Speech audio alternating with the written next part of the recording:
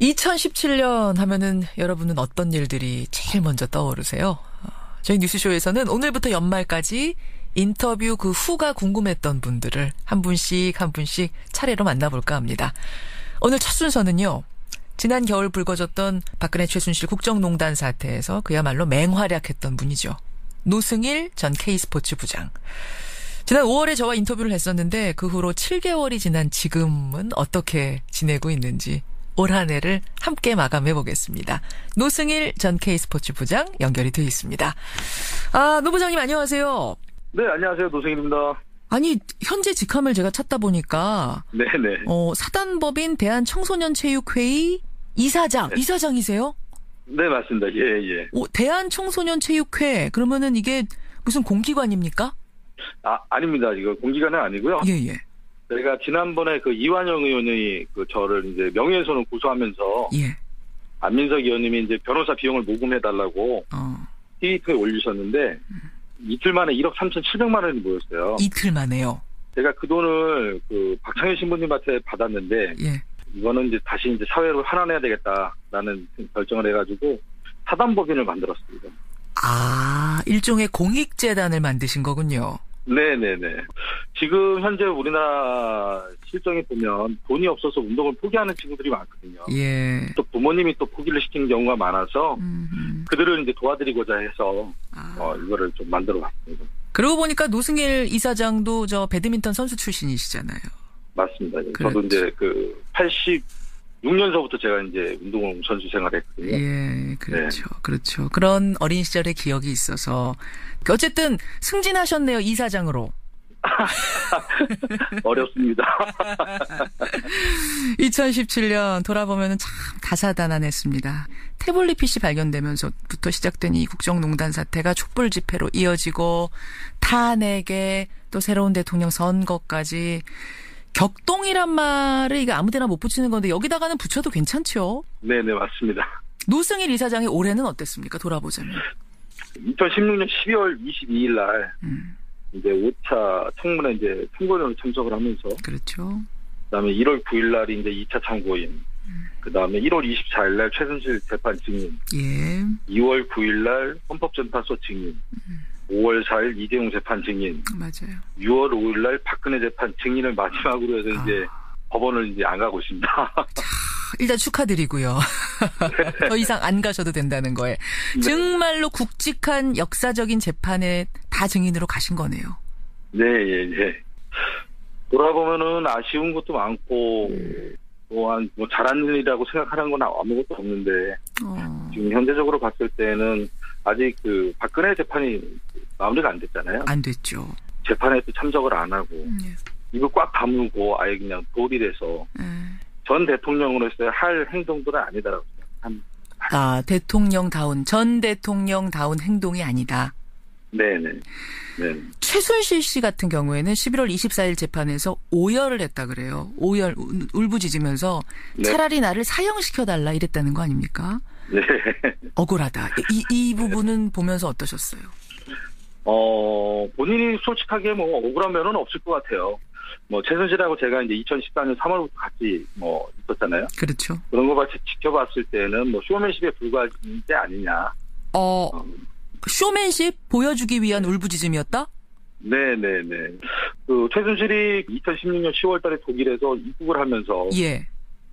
검찰에 출석을 하면서의 그런 모습들을 좀 더 다시 한번 상기시켜보면. 그다음에 이제 2017년 특검에 출석을 하면서.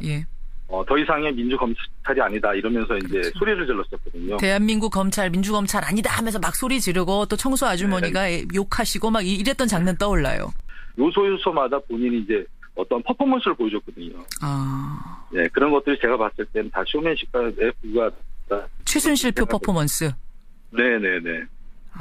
그러니까 본인이 그런 요소마다의 퍼포먼스와 그다음 쇼맨십을 보여줌으로써 움직일 수 있는 사람들이 있잖아요. 지금 현재 보수단체. 이런 쪽에서 더 많이 정부에 항의하고 검찰에 항의하고 법원에 항의할 수 있도록 그런 거를 또 만들기 위해서 그러한 퍼포먼스를 벌이지 않았나 이렇게 생각합니다. 지금 이제 박근혜 재판, 최순실 재판 이야기를 했는데 저는 우리 노승일 이사장 인터뷰 5월에 인터뷰했던 것 중에 제일 기억에 남는 것이 그때 이제 정유라가 입국하기 전이었어요. 정유라 씨가 입국하기 전이었는데 노승일 이사장이 이런 말씀하셨죠. 네. 정유라는 어디로 튈지 모르는 럭비공 같은 인물이다. 그래서 입국을 하면 네. 이 수사 방향이 어떻게 될지 모른다. 어디까지 불지 모른다. 막 이런 얘기 하셨잖아요. 네. 정확하게 보셨더라고요. 네. 일단은 제가 이제 정유라랑 독일에서 약 한 3개월간 같이 생활하면서 예. 정유라랑 또 대화할 수 있는, 얘기할 수 있는 시간적인 부분들이 요소요소마다 있었거든요. 대화를 하면서 이 친구의 행동을 관찰해 본 결과가 이제 럭비공이라는 이제 표현이 나온 거죠. 그래요. 그 당시 정유라 씨 입국하고 나서 특검팀의 차를 타고 엄마도 몰래 가가지고 엄마한테 불리한 증언했던 거 그거 보고 국민들 굉장히 많이 놀라셨거든요. 그걸 보면서도 노승일 이사장은 저럴 수 있겠다는 생각 끄덕끄덕 하신 거예요? 예, 맞습니다. 왜 그러냐면은 정유라는 또래의 생각보다는 더 깊은 생각을 할 수 있는 친구였어요. 그래요? 깊은 생각을 할 수 있대요. 보기에는 좀 철부지 같은 행동도 하고 뭐 그래 보이는데. 당시에 독일에서 같이 있었던 정유라를 도와줬던 아주머니한테 얘기를 들었을 때는 예. 저한테 그 아주머니가 그렇게 얘기하더라고요. 뭐라고요? 회장님은 절대 정유라를 못 이긴다. 왜? 정유라는 보통 아이가 아니다라는 얘기를 했었거든요. 최순실 씨는 엄마는 정유라 못 이긴다? 그러니까 상상을 초월하는. 그러니까 최순실이 생각했던 수를 뛰어넘어서 예. 더한 수를 써서 지금까지도 회장님은 정유라를 한 번도 이긴 적이 없다 이렇게 얘기를 했어요. 그렇군요. 네. 그러면 사실은 특검팀 차 타고 가서 엄마에게 불리한 증언해 한 것이 그 당시로서 정유라 씨로서는 사실은 최상의 판단을 한 거잖아요. 그렇죠. 그럴 수 있는 인물이라고 보신 거군요, 보면서. 네네, 그렇죠.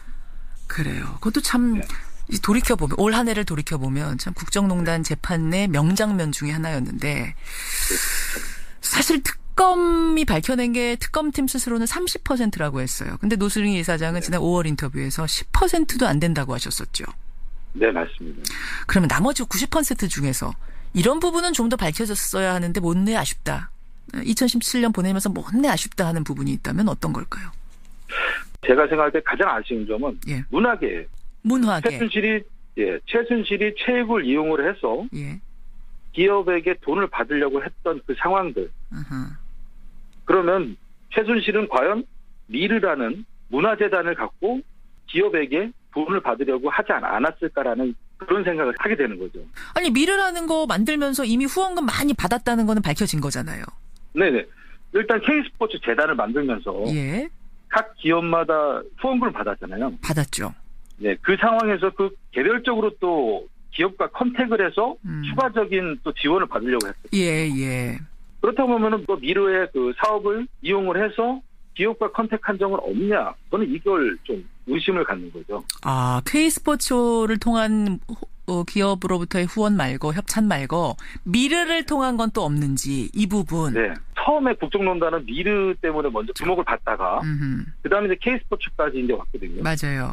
예, 그러고 난 다음에 K스포츠 쪽에 이제 집중이 된 거예요. 노승일 부장은 그때 K스포츠 부장이셨던 거예요. 그렇죠. 미르 얘기는 사실은 증언해줄 내부에 누군가가 또 나타났다면 더 많은 걸 밝혀낼 수도 있었을 거다 이 말씀. 그게 지금 돌이켜보면 가장 아쉬운 부분이죠.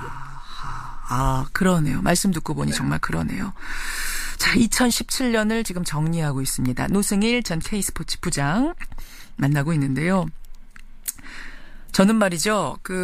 국정농단 사태, 그러니까 피의자로 연루된 그 사람들 제외하고 국정농단 전과 후가 가장 드라마틱하게 바뀐 사람을 꼽으라면은 노승일 이사장 같아요.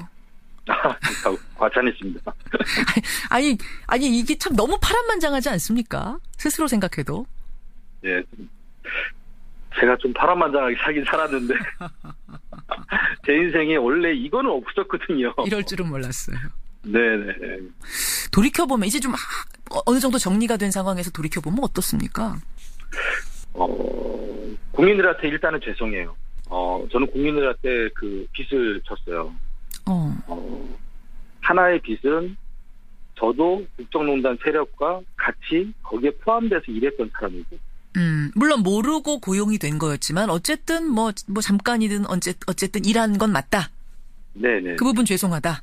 네네. 그 부분은 정말 국민들한테 사죄드려야 되고 또 하나의 빚은 촛불 집회. 촛불 집회에 빚을 졌다. 만약에 그때 당시에 촛불 집회가 일어나지 않았더라면 제가 아무리 증언을 하고 했어도 언론에서의 촛불 집회가 일어나면서 언론이 도와줬잖아요. 그렇죠. 그러면서 이제 제가 이제 생명인데 안전을 보장을 받았잖아요. 국민들이 노승일 증인을 보호해야 된다, 신변 보호 막 요청하고 이랬잖아요. 촛불 집회가 아니었으면은 제가 이렇게 두 다리로 걸으면서 이런 대한청소년 체육회라는 사업을 다시 할 수 있었나라는 생각을 돌이켜보면 국민들한테 죄송하면서도 또 한편으로는 감사한 마음이죠. 그 얘기 나왔으니 말인데 지금은 혹시 위험한 일 같은 거 안 당하세요? 뭐 협박을 당한다든지 그런 일 없습니까? 그런 경우는 없어요. 그런데 이제 매일 이제 생각을 하면서 들어가죠. 누군가가 있지 않을까? 혹시나. 트라우마가 있으신 거네요. 그러니까 트라우마가. 그렇죠. 그래요. 아이고. 네. 노승일 이사장. 자, 이렇게 해서 2017년 갑니다. 네. 이 재판은 우리가 끝까지 관심 갖고 지켜보기로 하고요. 네. 개인적인 소망, 새해 소망은 뭔가요? 새해 소망은 2018년에는 대한청소년체육회가 크게 좀 발전했으면 좋겠어요. 그래서 저희가 지금 후원금이 이제 생각보다 이제 안 들어오는 상태에서 그래서 지금 하고 있는 게 지금 일하러 갑니다. 라고 해서 제가 음식점이나 아니면 과일 가게에 가서 서빙을 하거나 판매를 하고 거기에서 받은 아르바이트 비용을 후원금으로 이제 다시 넣어놔요. 대한청소년체육회. 아르바이트를 해서? 그거 얼마 되지도 않을 텐데 식당 가서 아르바이트 해봤자. 예. 그리고 이제 지금 책을 쓰고 있어요. 2014년 최순실을 만나면서 겪었던 일들, 검찰 출석하면서 증언했던 내용들. 회고록이군요, 일종의. 네네. 그래서 책을 써서 인쇄를 받아서 인쇄로 아이들한테 희망을 주고 싶은 생각에 내년도 새해 소망, 2018년 새해 소망은 대한청소년체육회가 크게 발전됐으면 좋겠고요. 또한 책이 엄청나게 팔렸으면 좋겠어요. 솔직하세요. 그냥 엄청나게 팔려서 그 돈으로 체육을 하고자 하는 그 꿈나무들에게 힘을 팍팍 실어주고 싶다, 그 소망이신 거죠? 네, 맞습니다. 대한청소년체육회 잘 됐으면 좋겠고 개인적으로도 행복하셨으면 좋겠어요. 네, 감사합니다. 더 이상은 파란만장하지 마세요. 네, 알겠습니다. 2017년 마무리 인터뷰. 마지막은 웃음으로 끝나서 참 기분 좋네요. 네, 감사합니다. 귀한 시간 고맙습니다. 네, 감사합니다. 건강하세요. 고맙습니다. 전 K스포츠의 부장이었죠. 지금은 사단법인 대한청소년체육회 이사장으로 재직하고 있습니다. 노승일 씨였습니다.